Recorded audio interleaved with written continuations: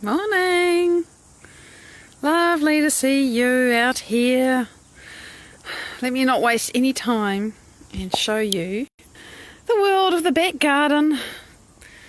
This is, long clover. We know it needs cutting, but it's rather beautiful when it's long all the same. I mean, really, look at that. Normally we think of lawns as things that should be short, but I can't help enjoying them when they get long. And on the other side of the boundary, of course, we have Johnson's blue geranium, which is doing very well. And this nice green hosta, which got chewed early in the season, but whatever it is that chewed it early in the season isn't there anymore. So it's growing quite happily, and I'm looking forward to seeing it flower again. And, here's more potential. That is an iris that will flower in spring. And I don't know what colour it is, so we can wonder together. Good morning, Mike. This is what I see looking out the kitchen window, of course, because there's the kitchen. So, what else have we got? We have late roses. You always get a few, and because there's more sunshine at this time of year, they're they're a deeper greyer colour.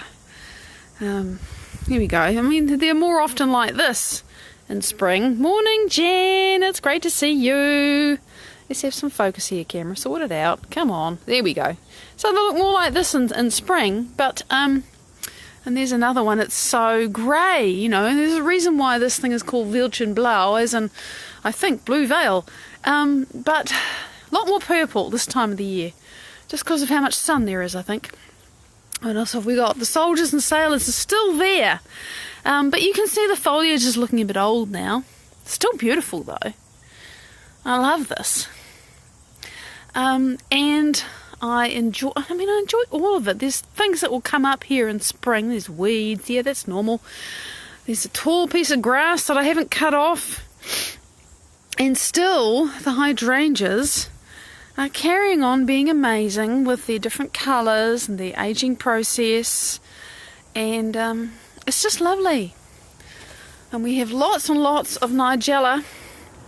Some of this down here, see the little feathery leaves? Those are baby Nigella plants. They'll be this in a year. And these are weeds, in case you wonder. And we have a snail. So this is, again, look at the hydrangeas, really look. I love the spottedness and the changingness of them, and even how it is when it's really gone brown. The whole process of how these flower heads age is wonderful to me. And we've got more hebe flowers. Just when you think that the plant's finished, it comes up with more. So, this is not the tail end of summer, but it is towards the end of summer. And the thing about this time of year is that the flowers just sort of doggedly keep coming, even though the garden necessarily looks scruffy because they have to prune it. And the pruning's important, otherwise the plants get sick. This is, I don't know, it's some kind of pelargonium, but it's very scented, and when you rub the leaves and you smell your fingers, it's beautiful. It's minty. It might actually be rose geranium, but I don't really know. If not, it's a pelargonium. Pelargoniums get called geraniums. There are more hebes. You can see this is the native section is up the top. That's a tree that I planted as a seedling, 20 years ago, and now it's a tree. I think there's 3 of them. See, it's got a huge trunk on it now. That was a seedling when I planted it, naturally. So it's all just sort of growing here. That's what happens. And you kind of breathe a sigh of relief when the weather is hot and there's not much rain, because there's less weeding to do and you do other things like pruning. But these amazing daisies, and they are daisies, the ghost plant is a daisy, it's coming back. And yeah, it's a bit scruffy with the prunings all in there, but that fertilises them. So, it's a kind of a maintenance time for the garden. Clearly we have lots of nerines, and they get chewed, but they're beautiful. And you can see here, this is the reason why I came into the back garden. I wanted to show you this. Is that we have the nerine symphony is starting up, and I need to do what I can to stop them from being chewed. 2 pieces as they were last year. It's on my to-do list. But there you go, there's the circle garden. And this will be interesting. There's a whole lot of daffodils that I moved from another part of the garden under here, hoping they'll do better than where they were.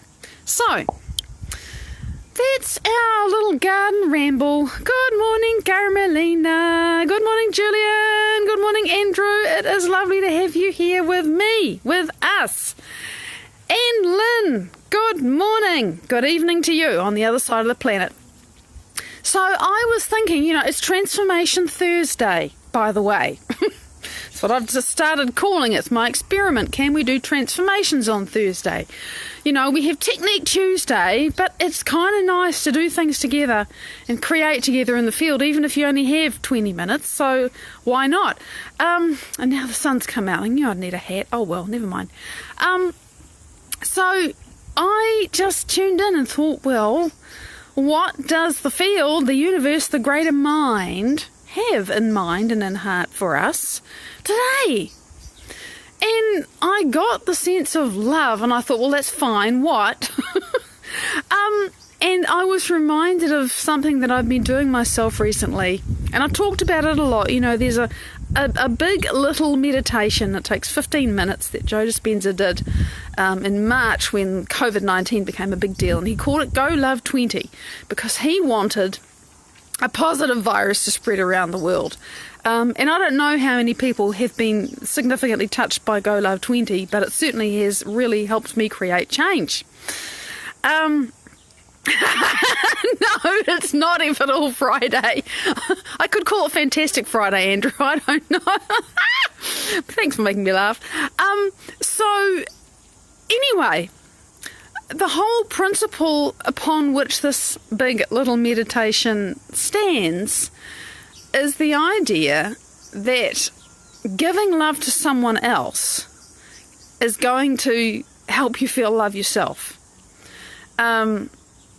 And, I've heard Joe explain it in a question and answer session, he just sort of says it in passing. That's why I created Go Love 20, because I got sick and tired, this is his words, sick and tired of people saying I can't open my heart, I can't feel elevated emotions, I can't feel this love thing. And he sees it all the time in workshops, and it's on my to-do list to go to one of these week-long advanced things, because it's like, go to another planet, have a completely different experience, change your life. Everybody says that. But they have these healing things that happen towards the end of the week called coherence healings. And he's just seen it over and over that people are struggling to open their heart, and they're working on their healing, and they're doing this and they're doing that, and they may struggle with it for the whole week. And then they get to the coherence healing, and they're pouring all their love and their energy and their attention and their healing intention into somebody else.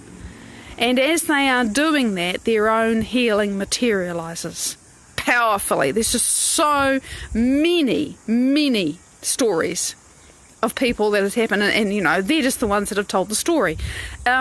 This is a phenomenon, and it is also why, if you're feeling miserable, go and help somebody, because it feels good to give, and giving is receiving, right? So that's the premise that I want to talk about. But more specifically, I wanted to talk about opening your heart and feeling love and feeling healing, or creating healing. And rather than talking about it too much, I want us to do it. Because there's nothing like a little experience to make something real to you.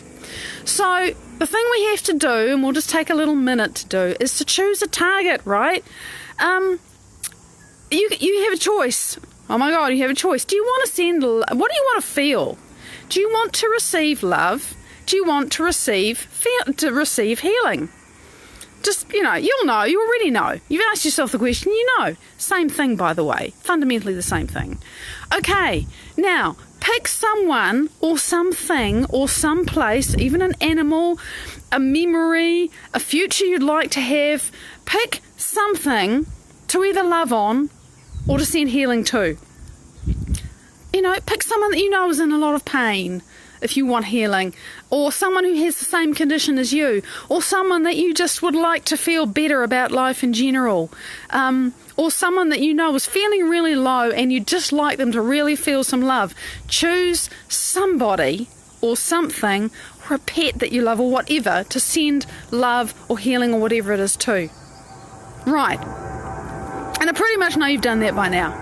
So, the next thing you're going to do is come into your heart. We talk about this a lot. And of course, this is the accelerated version. It's much better if you can take time to really get heart coherent and to really focus and get present and all that. But we're just going to do this eyes open to give you a little taste of how this can work. And you can imagine sitting quietly in a place with some nice music on, because music just stops, less stimulus. You close your eyes, you get rid of all the things that you can see, and you just put your attention in your heart and start breathing in and out of your heart. And most of you have done this and you know how to do it, so let's do it.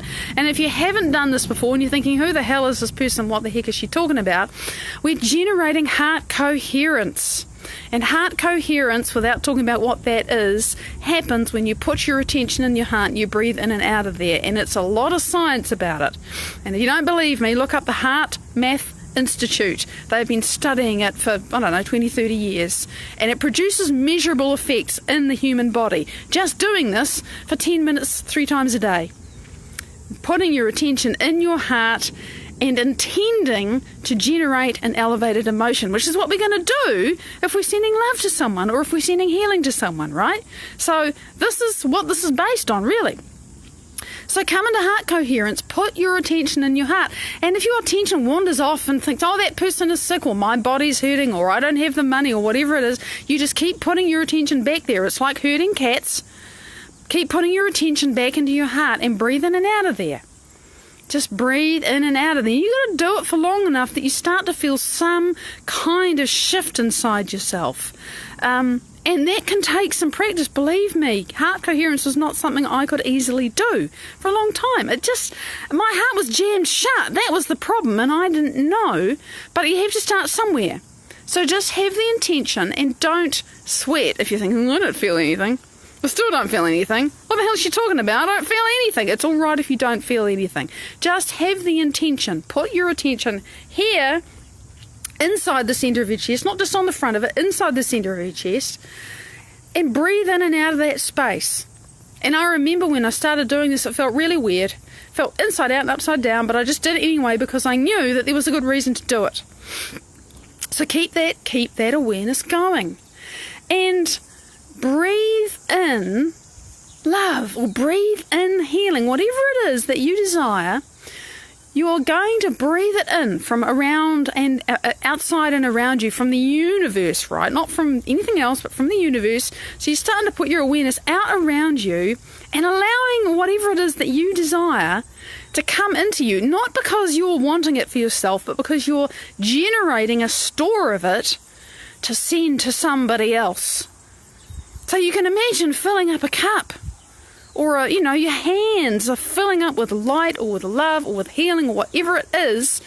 You, as you breathe in, you put that awareness of filling something up in your heart that you're going to send, to stream, to flow, to absolutely pour to somebody else or something else or someone else or someplace else, whatever it is that you're choosing to love on or heal on today.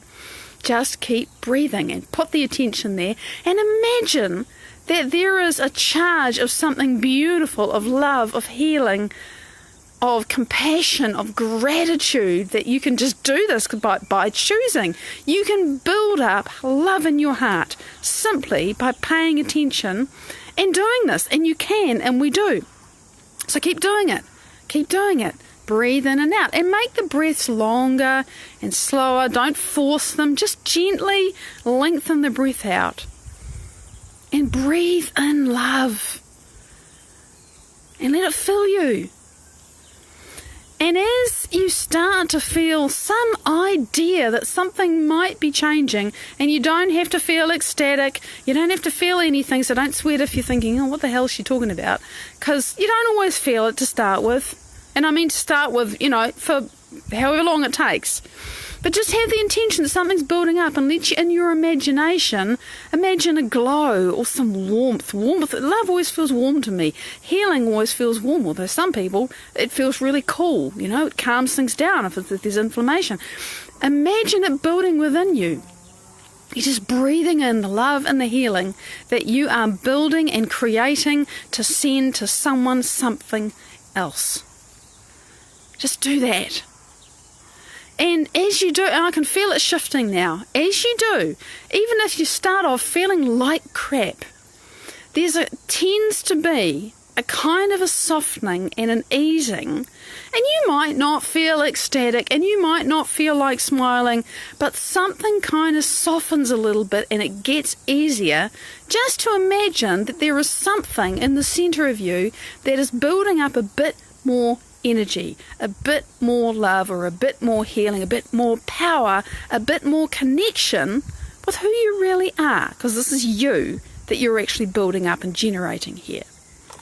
So just keep doing it. Keep the awareness going. Keep building it.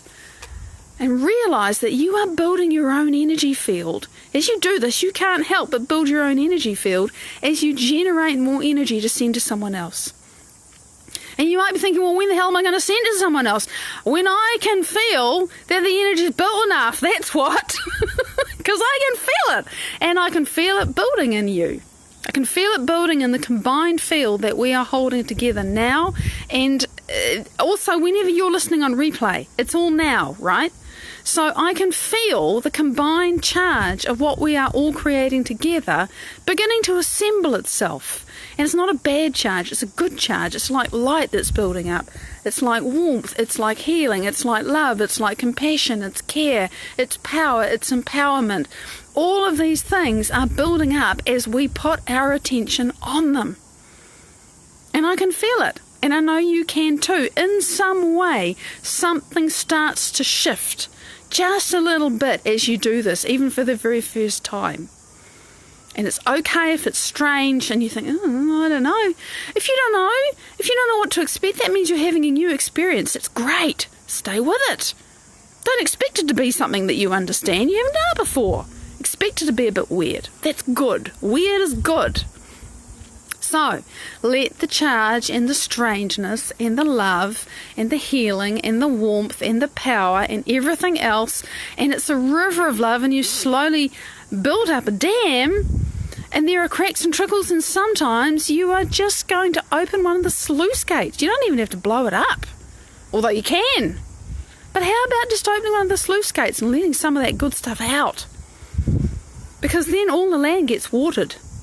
And there's a flow that goes through you. And as you start to imagine how you want to allow this flow to someone else, you can bring that person. Keep breathing, remember, keep breathing in and out of your heart. Bring your target. Might not be a person, whatever it is. Bring your target to mind and let that person in your imagination, that place, that thing, that situation, whatever it is that you want to send to, just be in front of you and allow this energy to start to flow in that direction. Just let it go. Do not push it or force it. Just pour. Let it go, like opening up the sluice gates in a dam. Just allow it to pour. And if you like, if it feels good, beyond bringing that person, that situation, that whatever it is to mind, you can actually put the heart of that person in your heart, and your heart in their heart. And hearts energetically can connect like this. It's a fact. So this isn't just your imagination. You are giving permission to be more quantumly entangled with that person or that situation or that whatever it is. And that allows the energy that you have generated and are pouring through yourself, letting it go like water over the edge of a waterfall, to flow to that situation, person, whatever it is, more easily.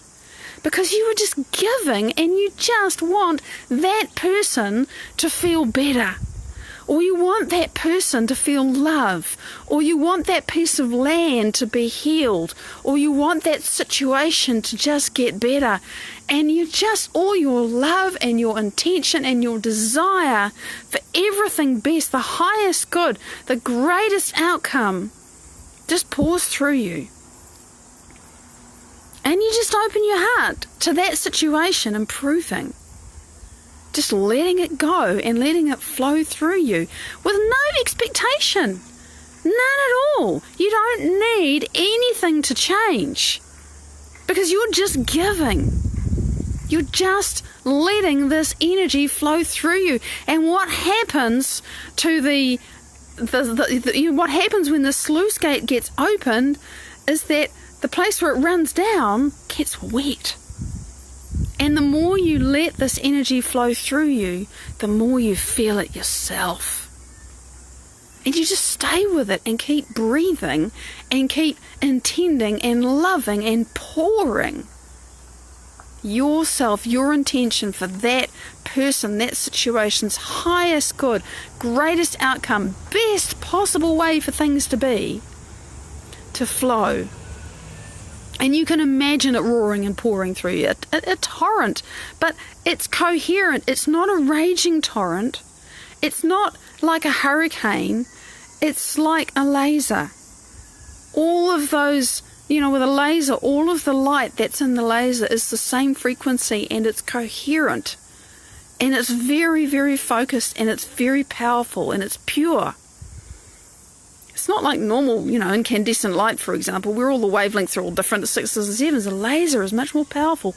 So it's this giving with pure intention, and you just get out of your own way and allow the current to flow through you, and it feels good to do. It really does. It just feels the best. And you know what? We're done, because it's time I got to stop. But see, this is how you do it. It's very simple. But you can dive into this.